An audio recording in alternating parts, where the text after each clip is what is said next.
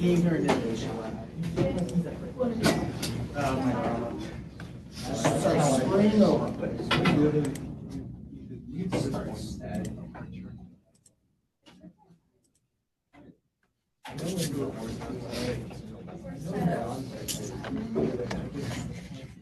I like this. I like that they have this. Yeah, it's like 105.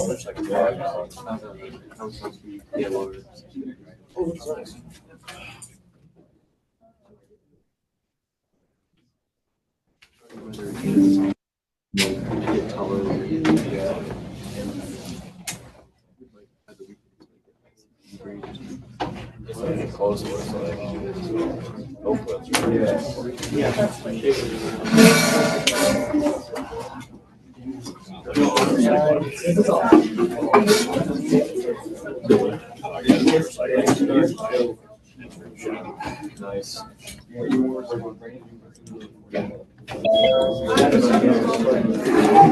This whole thing.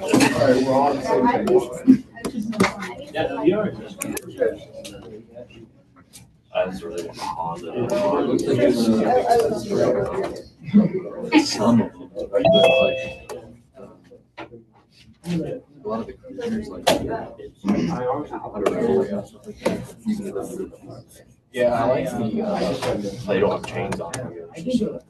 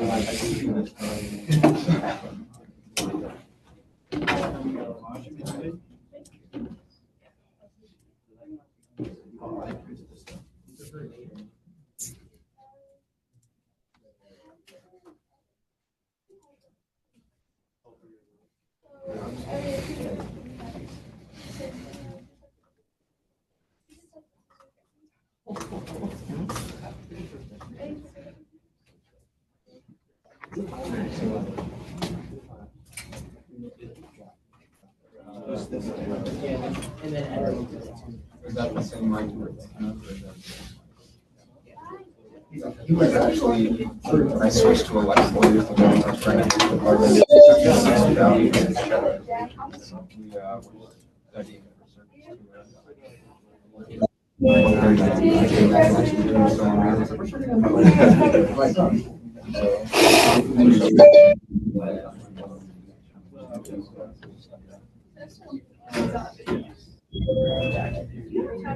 Honestly, most of my clients were my life is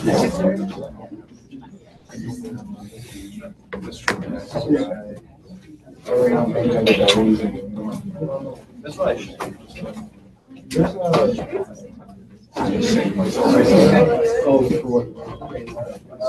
Yeah, I'm actually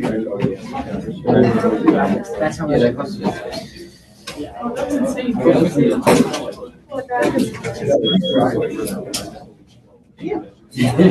Oh, like export. I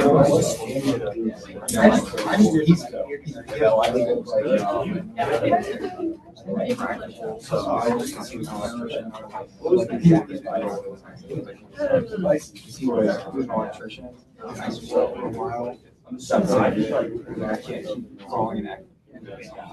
Okay, Springfield people, can you hear me?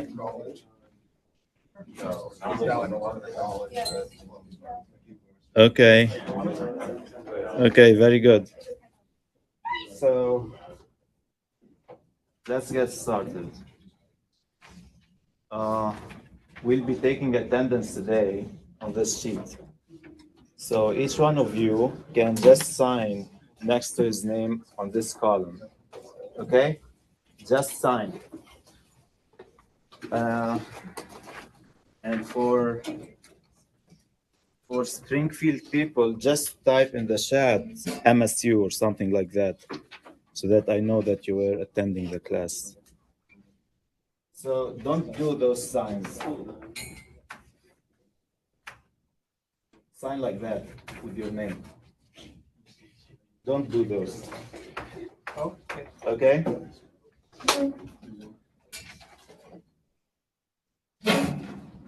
So today we'll be starting the chapter 2, which is the fundamentals. I've posted on Canvas the chapter slides. It's on module 2, I think. They'll have some information that we'll be going through them in the class, but they are not enough actually, because we'll have a lot of solved examples in this chapter. So I recommend either following up with the recordings or writing during the class, so you could take down some notes about the solved examples, because they are not included in the lectures. The lectures provide some information, some summary about the materials. So we'll be starting now with the fundamentals. The first topic will be the phasors. So does anyone remember what's a phasor from our introduction? What's a phasor? Yeah. It's a representation where you have the magnitude of any quantity, voltage, current, or other, with its respective angle. So here we have certain instantaneous form of voltage, which is Vt. And then we have Vmax, which is the maximum voltage, and then cosine omega t plus gamma. The omega here is the frequency, which is quite time dependent. And then we have another two constants here. We have Vmax and we have gamma. Gamma is called the phase angle. Actually, no, because I need to let you see the notes. So I'm dividing the screen between the two. But I'll try if I can enlarge this one a little bit. Okay. I'm doing that so I let people see here what I'm writing. So let's say we have a typical quantity, which is Vt. All the time, italics, small letters represent an instantaneous quantity. Equal Vmax cosine omega t plus gamma. So here we have two constants, this one and that one. In order to make a representation for a phasor, we also need those two quantities. But we really need to do something here. We cannot take this Vmax as it is. We need the RMS value to make a phasor. So we have to divide that by radical 2.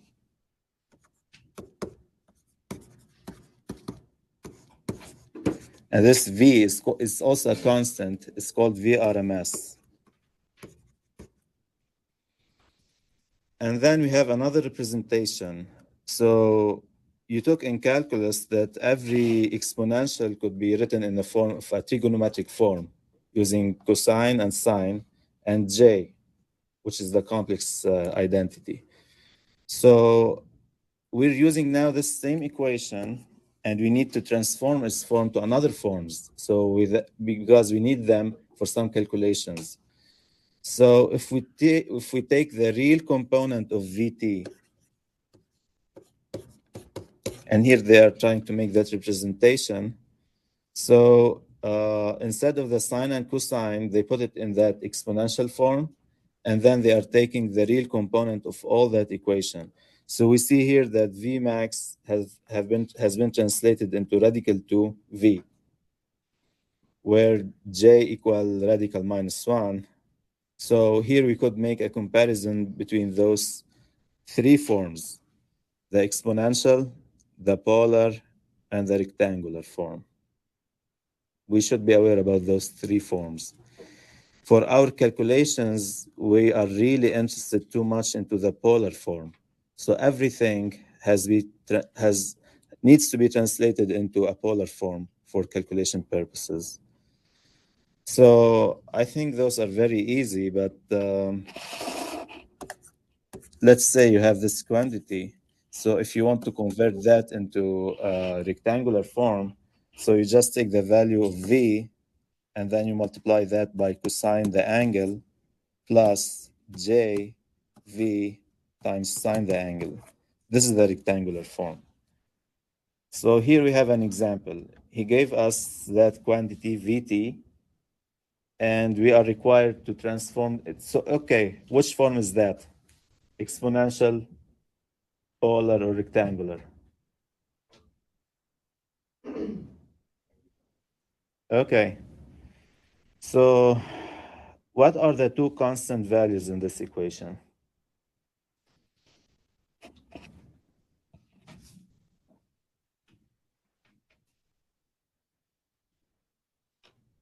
Yeah, what are their values? Okay, so could I write V equal? Can I do that? No, this is wrong. Be aware of those mistakes in the assignments and in the exam, because this value is V max. I cannot put V max in the polar form. You need V RMS, which you divide this value by radical 2. So if you do that, you'll get V equal to 120/60. And you do the same thing for the current. Here we have another current equation with 100 as I max. So the 100 here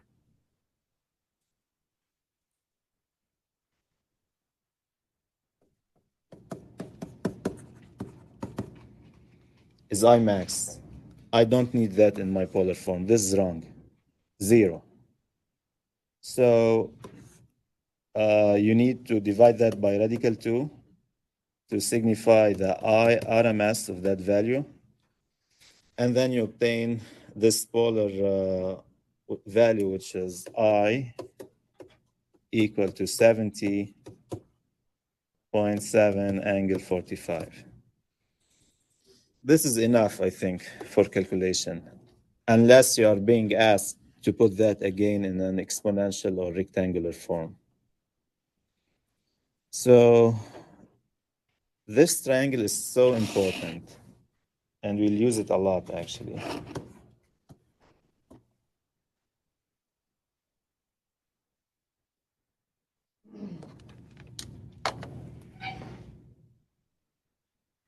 If I hear that sound again, I'm dismissing the class. Okay. And I'll let the department be aware of that. Okay. So we have here the real axis.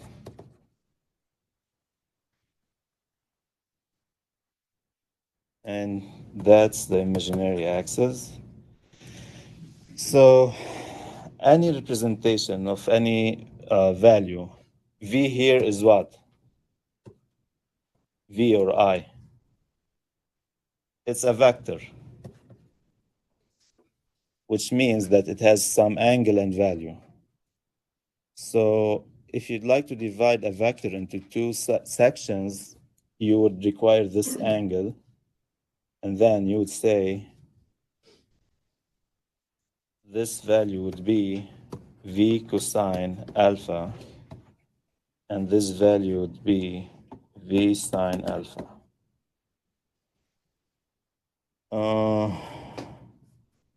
Okay, I think everyone knows that. So, in representation purposes, this line here, this vector has a zero angle. But this quantity here, which is on the imaginary, has an angle of 90. So you see here, the value j is added up. J represents 90 degrees. And that's how we can differentiate between the two quantities on the real and the imaginary axes. So this figure shows us how we can move in from the polar form into the rectangular form. So as long as you have the value of V and this angle, you could calculate the sine and cosine and put them into this figure here and make those calculations. Same applies also for current quantities. They are just the same concept. We'll use those later into the power factor correction problems. So now, one more thing about vectors. So we have three types of typical loads: resistive, inductive, and capacitive loads. And we really need to be aware about the difference in their representation regarding current and voltage. So let's start with the resistive loads. I think everyone here took electric circuits, and you should be aware about those details, but let's review them. So what about the relationship between current and voltage in resistive circuits?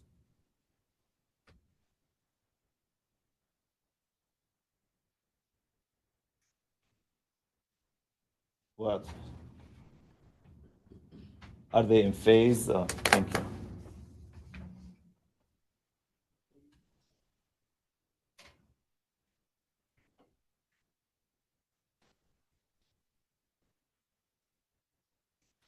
Yeah, what about them in the resistive circuits? They are in phase.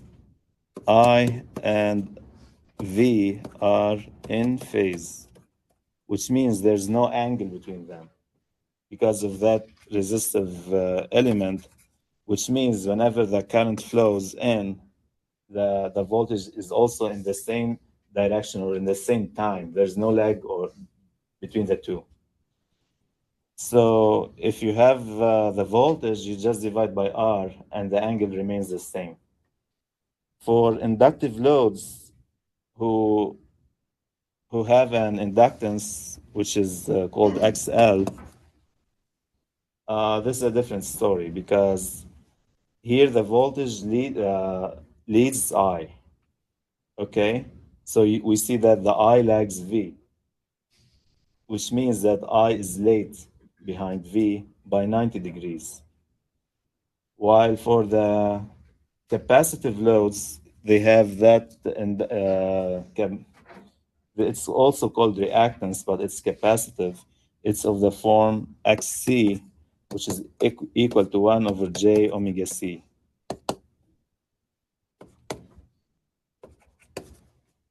Okay? But the difference with the capacitive is that the current here is leading the V because of that J in the denominator below. So here we have 90. J represents 90 degrees. When we take it up, it will be minus 90 here. Okay? So this is the difference between the two loads. I think this is all what you need to know here.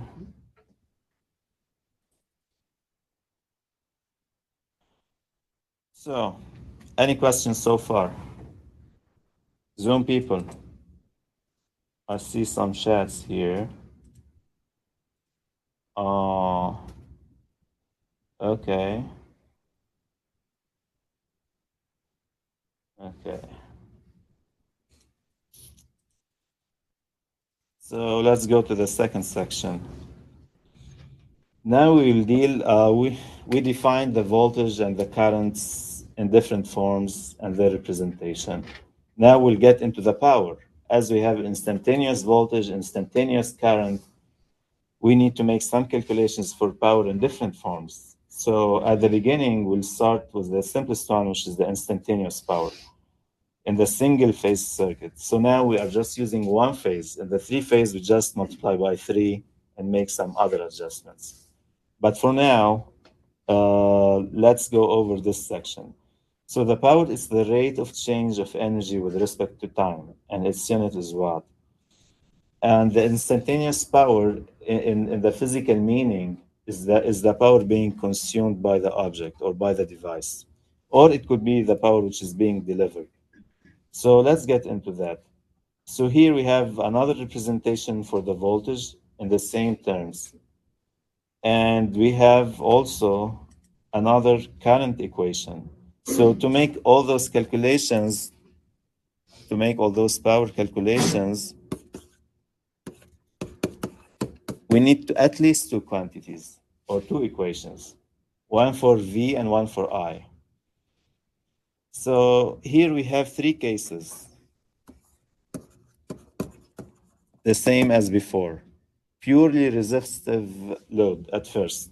So as we have said, the current and the voltage are in phase in this state, which means that if I have the voltage equation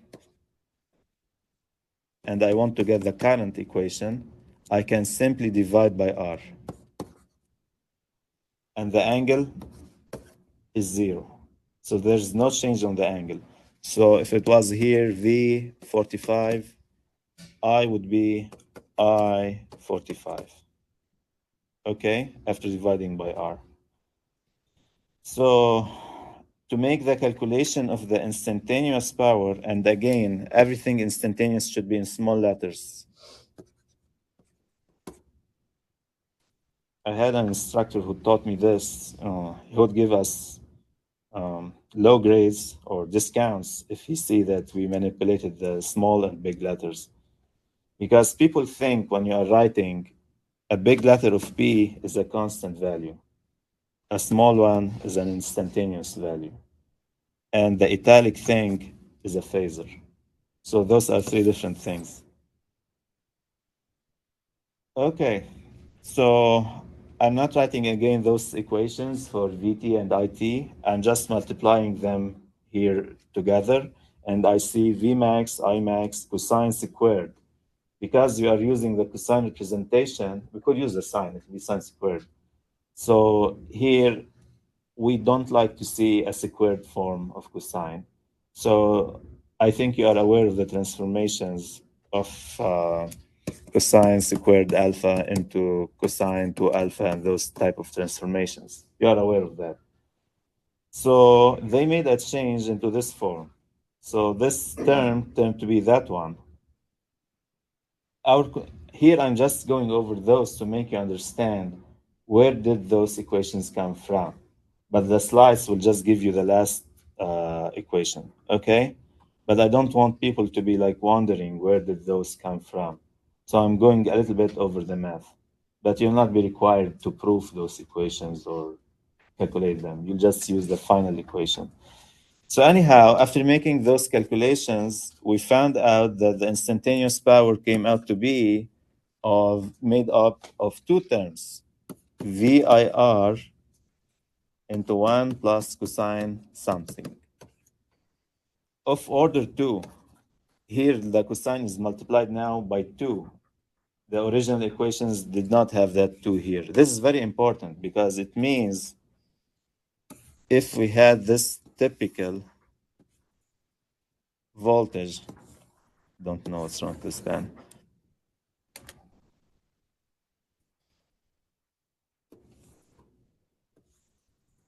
So if we had this typical voltage equation, the power equation will be like this. I'm very bad in drawing, but anyhow, it will repeat twice here. For each peak of V, the power will repeat twice because of that two term. This is very important. which means that we have 2 cycles of power for 1 cycle of voltage and current. Another very important thing is that the instantaneous power came out to be made up of 2 sections. This section and the other one having the cosine. Can anyone tell me what's the significance of that? Physical meaning of that from electric circuits?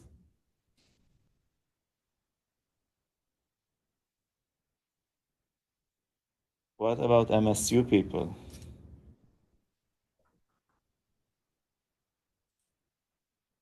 What does that mean? If I gave you this equation and I told you, what did you figure out from that? What? From which equation? From VIR brackets 1 plus cosine to... It has 2 sections, 2 parts. Yeah. And then, what about the first part? What's the difference between the two?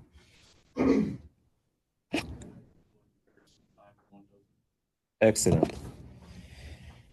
The average of this varying term is 0.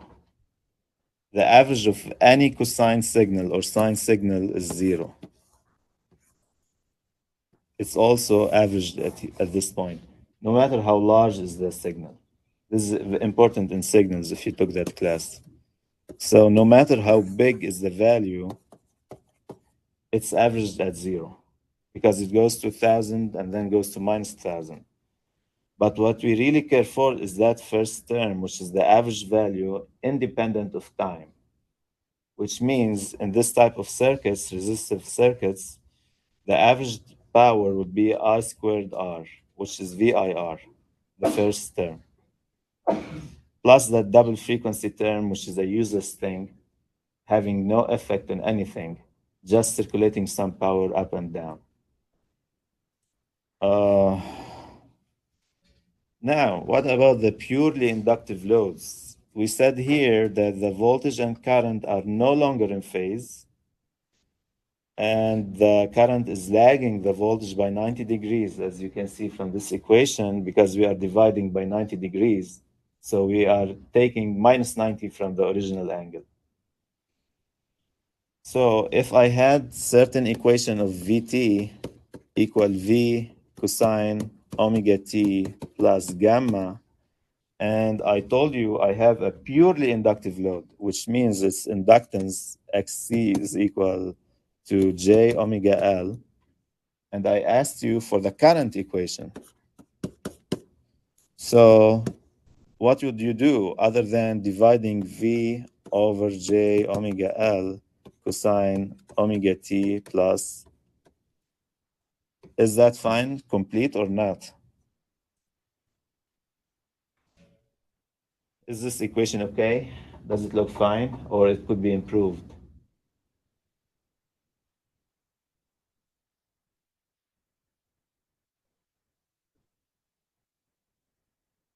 I don't care about that. I just put V. I could fix this, but it's not the issue here. Yeah, actually, we don't like to see this J here.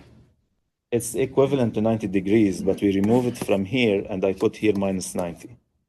Because this will significantly affect the calculations later. Okay?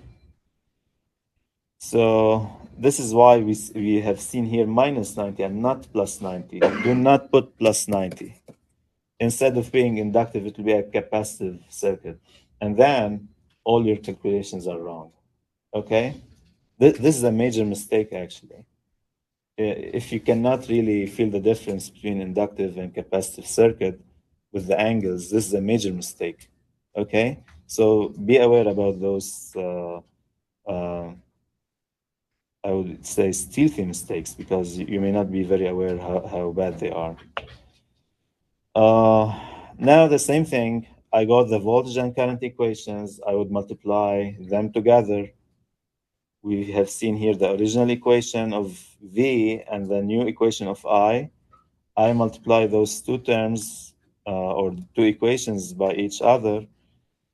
And eventually, after making some reduction for the cosine squared equation, I've seen that double frequency, I'll figure out that PL of T is equal to VIL sine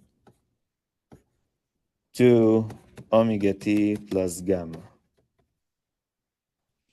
Actually, it seems that he got rid of that minus 90 here by moving from cosine into sine, which is having 90 degrees difference, which is totally fine. So we usually need, when we are reading some equations, to follow up to see if they are really correct, okay? If their physical meaning sounds right or not. So for this equation, what could we notice? What's the very important thing we really need to see here or figure out? Is there any difference from the previous equation of the resistive loads? That does not matter. So if it was like that, now I don't know what's happening here. So if that was a cosine signal, the new one will be just starting from here.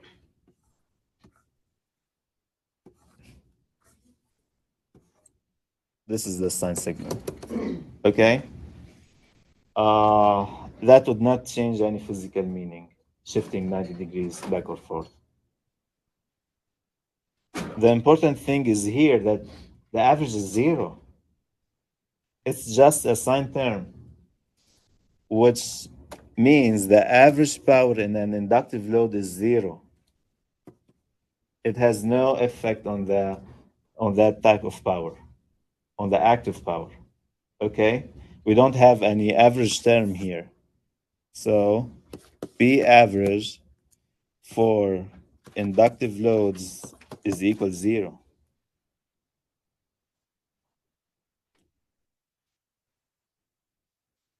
Now we'll get into the purely capacitive loads. Here we have the same thing, but instead of dividing by J omega L for inductive loads, I'm dividing by 1 over J omega C, okay, for capacitive loads.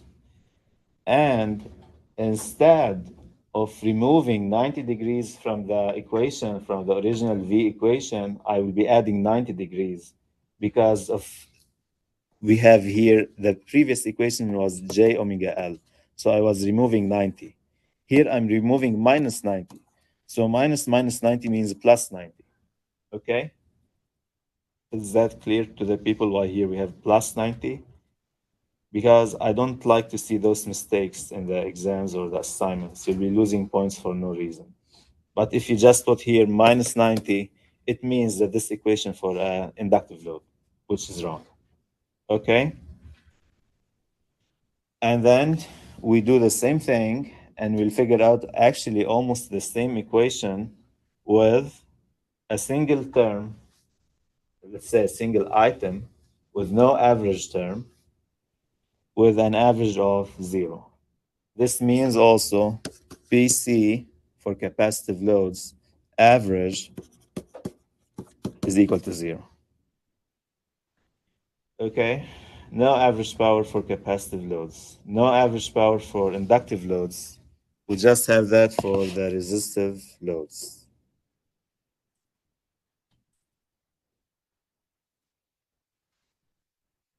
Okay, the next type of load is the one which is called, it's very famous. Actually, we have all types of load in our devices. Like if you have a heater, it would be simply a resistive load, just a very big resistance. If you have anything which is charging, it should be of capacitive nature. If you have anything like a transmission line or a machine at the home, it'll be of some inductive nature. The high majority of devices are inductive. That's why there'll be a voltage lag and similar problems. Anyhow, for now, we are taking some load which have both elements, or the three of them, RLC. This is very famous.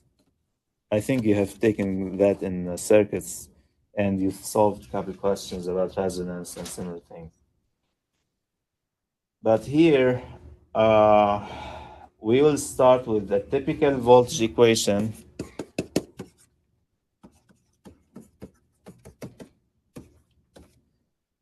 Having the angle gamma. Be aware of the angles here. Okay, we'll get into too many names. But if I want to divide by RLC capacitance or inductance, or I don't know, the equivalent of RLC by their reactance, I would divide this value by something, which is could be J omega L plus 1 over J omega C plus R. So I'll get some value from here after making the calculations. Definitely in phasor nature, okay? But the main issue is with the angle. So previously we said we could, for inductive loads, we have to subtract 90 degrees. For capacitive loads, we need to add 90 degrees. But here we don't know in RLC which one would be bigger. If they are equal, if those two terms are equal, we'll get back into a resistive load, mainly if they are in a series circuit, okay? But this is not the case if we have something like that.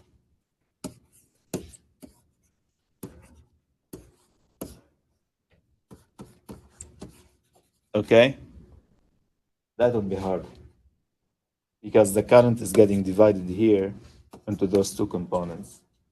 Cancellation might happen here.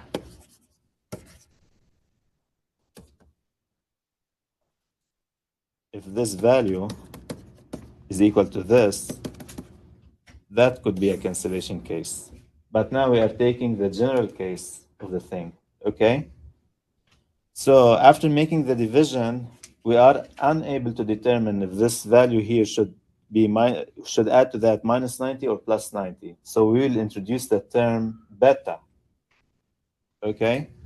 So our current now has that form, cosine omega t plus beta, which represents any change on the original angle, whether adding or subtracting. We don't know. It's just some different angle.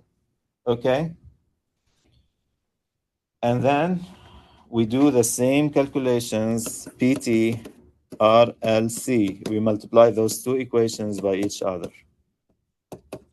Okay? Instantaneous, again, small letters. We are multiplying those large equations, and eventually we're getting that nice form down there. We have actually a number of terms. VI cosine gamma minus beta multiplied by 1 plus a cosine and sine thing. So here we need to determine two other elements, IR and IX. So we could see here, what's your observation of this equation? Let's try you to investigate that. So what do you think? Is there any relationship between this and the previous ones that we made?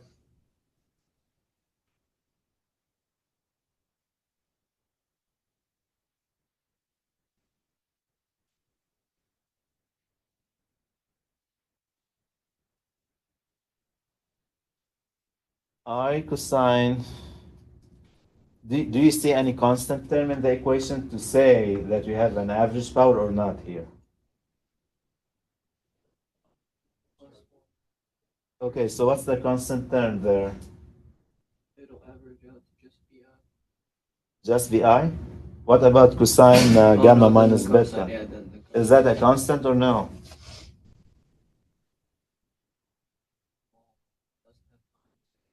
Okay, great. So VI cosine gamma minus beta is actually a constant. It's independent of time, and this will be the average value. This will be the contribution of the resistance into this composite circuit. The rest of the terms, they are the output of that capacitive and inductive loads, and they will average to 0. But look into something. We have also VI sine, which is also a constant, okay? So we have I cosine gamma minus beta into I sine, also gamma minus beta is equal to Ix. So we have now two constant components, IR and IX. Okay, this is very important. So by making this equation really nice, we could see here the contributions of the resistance and the capacitive and inductive elements. So this would average to 0. This here will take this term as an average, which is VIR. And this is the value of IR, I cosine gamma minus beta. And this term will go to 0. Okay? So now we need to get into the real power. So that term, IR, could translate into the active power section of the circuit, which is equivalent to VI cosine gamma minus beta. Okay? This is called the real power, which is actually being consumed by the device. So when you get charged for the utilities by the end of the month, they are charging you on this value. Okay? They won't charge you on the other type of powers that being circulating in the system, because actually this is what you are using. So P is equal to VI cosine gamma minus beta. Gamma minus beta is called the phase angle or the power angle. And the power factor is all this thing, cosine gamma minus beta, where gamma minus beta is the difference between the voltage and the current angles. Okay? Here's that explanation. The power factor. Actually, that might be the most important term in everything related to power quality, because every research or every utility or every industry is really concerned into pushing that power factor up, which means our generated power will be utilized other than just being circulating in the system back and forth. So let's investigate this term a little bit. In inductive loads, we said the voltage is leading the current, which means the angle gamma is greater than beta. Okay? So their difference will be positive. Gamma minus beta will be greater than 0. The cosine of a positive number is a positive number. Is that right? But in that case, we say that the power factor is lagging. In the other case, in the capacitive case, the current will be leading, so beta will be greater than gamma. So gamma minus beta will be negative. But still, if I do the cosine for this term here, it will give me again a positive value. Because you know from trigonometry, if I have this angle alpha and I want the cosine, which part should be the cosine on that graph? Which section? This one or that one? The horizontal, definitely. So this will be, let's say this V. This is V cosine alpha. What if I have minus alpha? What would be the cosine of that angle? It's also the same horizontal section. So you won't know from the calculations, actually. You need to compare the angles to determine if that case is capacitive or inductive, okay? But for capacitive circuits, if we figure out that beta is greater than gamma, we'll say that the power factor is equal to cosine that value, and then we need to put here leading. This is very important. Because we won't be able to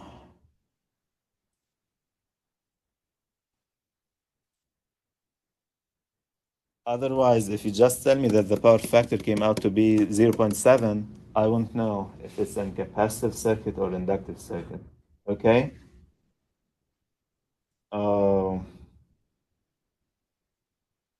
We have spoken about the reactive power, which is VI sine gamma minus beta.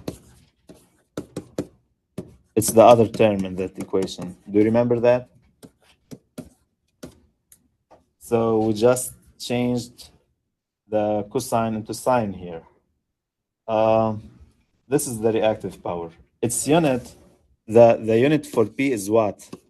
Is that right? What's the unit of Q? Var, yeah.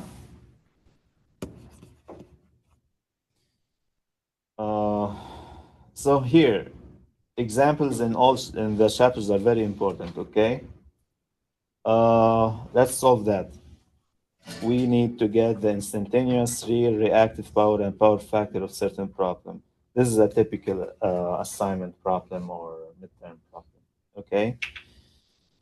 So the voltage VT is equal to 141.4 cosine omega t is applied to a load consisting of a 10 ohm resistor in parallel with an inductive reactance of XL equal to 3.77. Calculate the instantaneous power absorbed by the resistor and by the inductor. Also, calculate the real and the reactive power absorbed by the load and the power factor. So let me draw the circuit first, okay?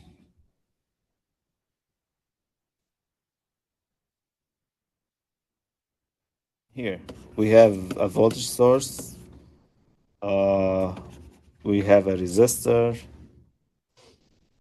Are they in parallel? Yeah, I think so. So, R, and this is L. Okay? So, drawing the circuit roughly is very important because that would help you understand how the power is circulating in the circuit. So, you have I, it will be divided into two sections, IR and IL. Okay? So, I total is equal to IR plus IL. Our given thing is the voltage. So the first thing we need to do, we need to transform that into a phasor. Is that right? What would be the equivalent phasor of V? I need help here. 141.4/2. Okay. At an angle of 0 degrees. Okay, excellent. I think this would give 100, so we're not solving that by calculator now. So that would be the phasor here. Back to circuits. Those are all in parallel, which means the voltage at every branch is the same. So if I want to get IR, I simply divide.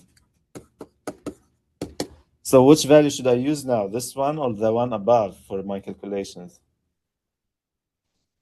Which one?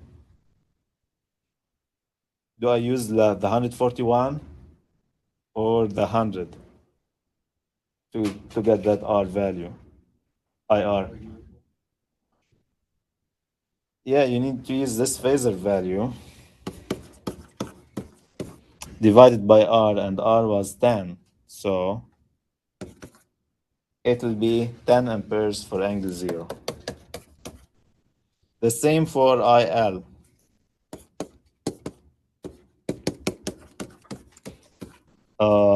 What's the respective inductance there? It's 3.77 J.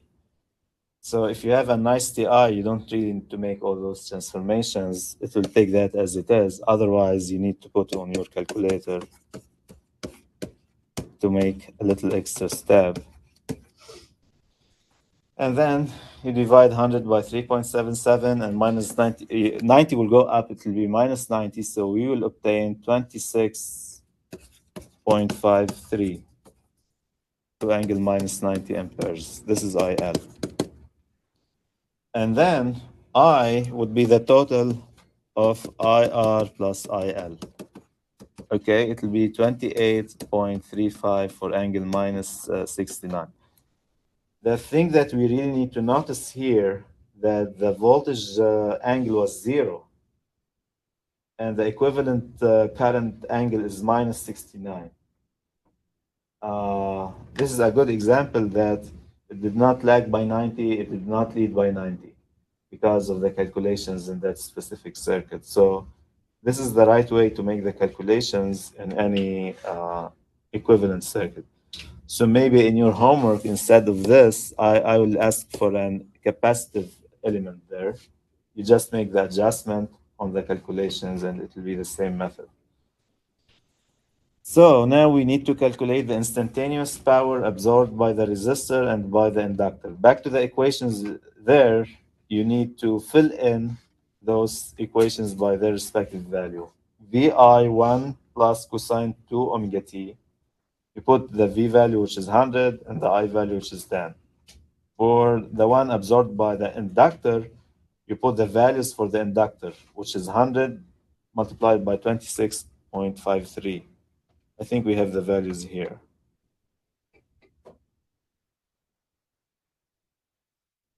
Yeah, this is the 10, this is 28, this is 26.53.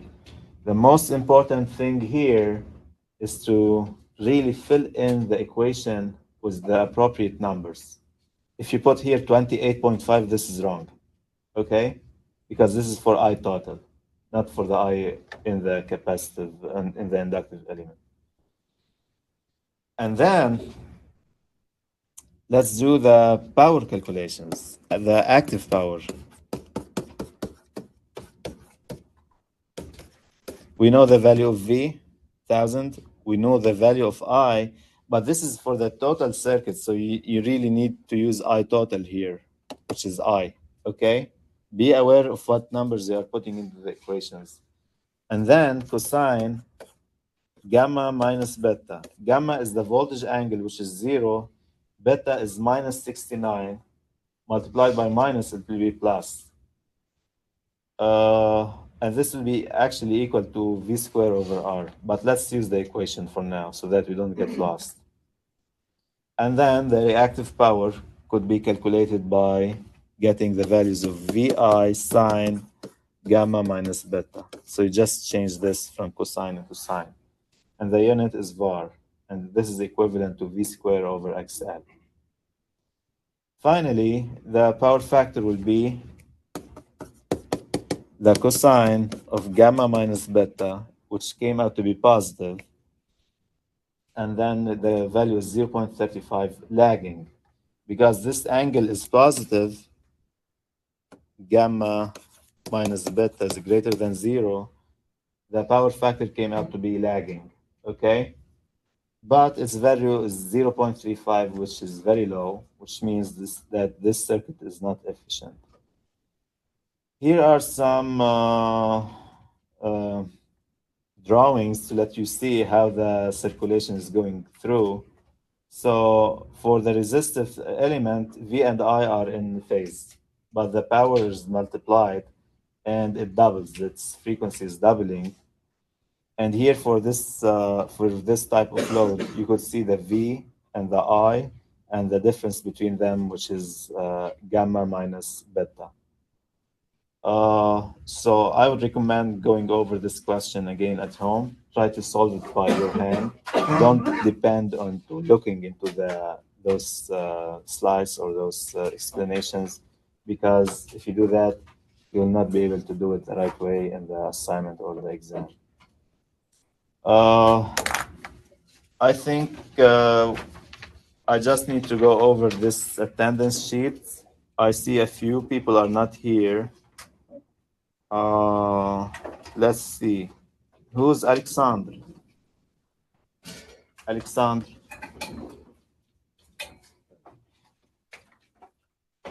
Alexander.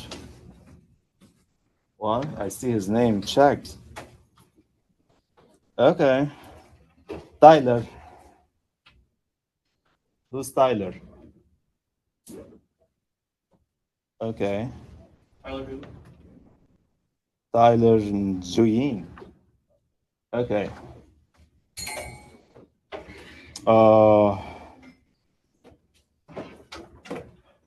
Catherine, Emma, Michael Herman, Nathan,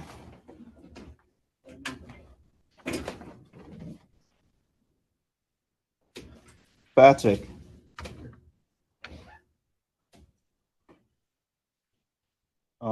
James. Okay. So you're good to go.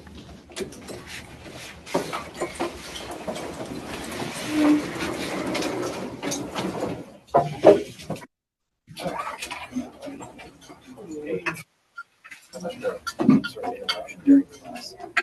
Just have takes. I can't really help it. Nobody's going to be disruptive or anything like that. So why that sound was coming in? It's kind of like Tourette's, you know. It's kind of just a thing that some of us have, right? Like I every now and then just make a sound. It's a physical thing. It's a medical reason. Yeah. Who's that person? I don't know. I need to know her because I was going to report him or even dismiss the class. Yeah, And I just go to the department saying somebody is making fun. Go get him out, or I cancel the Nobody's class. making fun of you or anything. Nobody's Because trying I to hear make that like 5 times, not today, but before, and I ignored them. I Yeah. thought somebody is sending some sound. I need to know that person. Let him contact me. Okay. But I just wanted to let you know some of us do kind of like make random. I was And reporting the whole class so that they get out that person. I sent you an email about absences on Friday. Get me the papers. Okay, you I want let to it print it be out and fine. send it? Okay. Yeah. Okay. Will do. I just want to make sure. The first name you're calling, if it was mine, the last one, right? This one? Yes. Was it Why? me? Yeah. Why you did not hear your name or what? Oh, I wasn't sure because I remember that there was another Another something, yeah, with a similar name. So I thought I will just check if it was me. Well, Yeah, anyhow, it raise is. your hand Sorry, before my I bad. mark Yeah, you down. it was me. Okay, that's fine. I just want to make sure I signed it because you called my name or you Yeah. called Nathan, and I Yeah. didn't know if there were 2 here because I was pretty sure. I signed Anytime, say anything, even 2 of you, that's fine. Okay. it. Okay. But I think I recognize you. Yeah, I was the guy who wasn't here last Friday because of the track meet as well. But I handed in the paper. I'm aware of that. Okay, you're fine. Actually, I talked with your advisor, accounting advisor. We listed that athletic activity in their files also in the department so that they are aware that you are into some athletics. Because I'm ordered, actually, they sent me an email saying within certain period, if I see people are not attending, I'm authorized to drop them within 2 days from the class. So this is important to keep me aware. You're good. Thank you. Same reason. I just want to make sure that I was on the and I remember What's your signing. name? James Venigoni. Yeah, you're here. Yep. All right. Okay. I have Tourette's, so that was me Oh, making earlier. So. okay, okay. Yeah, I just want to let you know. What's your name? Peyton. Oh, Oh, there are 2 people here with the same name, maybe. oh, really? Oh, yeah. No, I spell it with A. Oh, okay. Because I did not know this is something medical or physical. Yeah, it's okay. Okay, actually, I hear that last time a few times, and I thought somebody's making fun. Or... Oh, no. But- Sorry, I can't help it. Okay, so now I understand. You're fine. Thank you. Okay,